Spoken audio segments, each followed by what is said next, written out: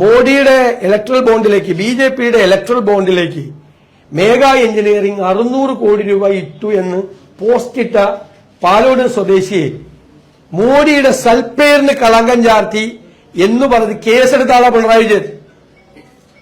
ഞാൻ 9 പരാതി കൊടുത്തിട്ടുണ്ട് DGPക്ക് എന്നെ അധിക്ഷേപിച്ചതിൽ.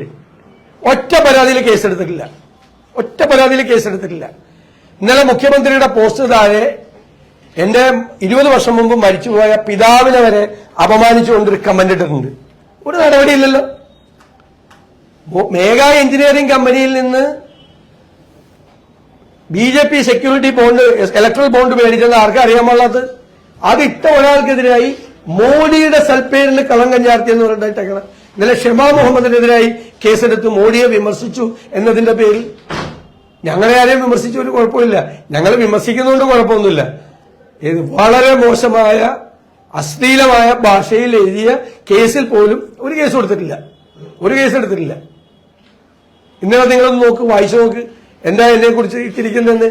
20 വർഷം മുമ്പ് മരിച്ചുപോയ പിതാവിനെ കുറിച്ചാണ് എഴുതിയിരിക്കുന്നത്. കേസെടുക്കൂല. അപ്പൊ അത് മോഡിയെ സന്തോഷിപ്പിക്കാൻ വേണ്ടിയിട്ടാണ് മോഡിയുടെ സൽപ്പേരിന് കളങ്കം ചാർത്തിയത്, ഇലക്ട്രൽ ബോണ്ടിൽ കാശ് മേടിച്ചത്. അപ്പൊ ഒന്നും വിമർശിക്കാൻ പാടില്ല, മോഡിയെ വിമർശിക്കാൻ പാടില്ല. ആ ഒരു രീതിയിലേക്കാണ് കാര്യങ്ങൾ പോകുന്നത്.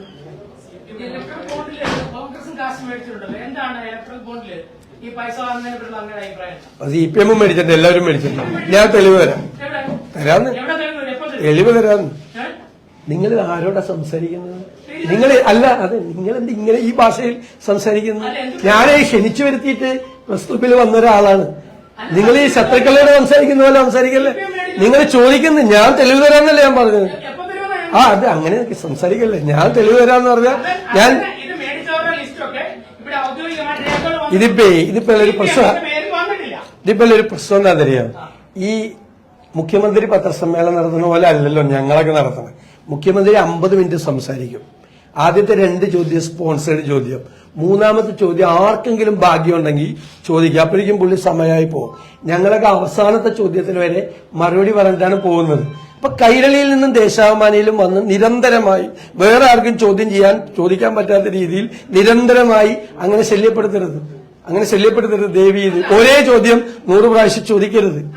ഞാൻ പറഞ്ഞു CPM ബോണ്ട് വാങ്ങിയിട്ടുണ്ടെന്ന് പറയുമ്പോൾ അത് പറയാനും തെളിയിക്കാനുള്ള ബാധ്യത താങ്കൾക്കുണ്ട്.